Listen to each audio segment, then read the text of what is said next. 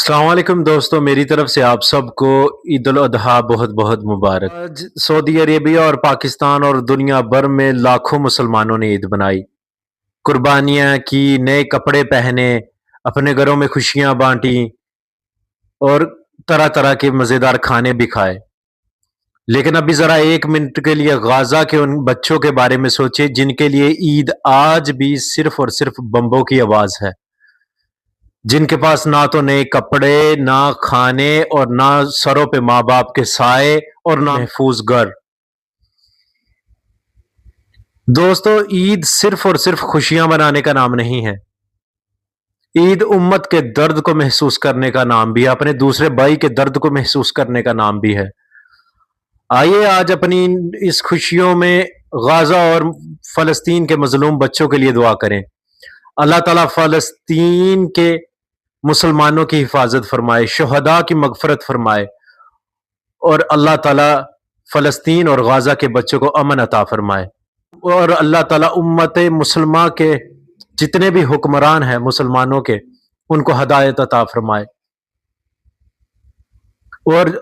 ایک لاسٹ میں ایک اور میسج دوستو، ابھی ٹرمپ کا ایک ٹویٹ جو گردش کر رہا ہے، بہت زیادہ وائرل ہے، جس میں اس نے اسرائیل کو تسلیم کرنے کے لیے تقریباً 10 سے زیادہ کنٹریوں کو بولا ہے، اس میں پاکستان کا بھی ایک نام ہے۔ ہم اپنے حکمرانوں کو یہ بات کلیئر بتا دیں کہ اسرائیل ایک دہشت گرد ریاست ہے،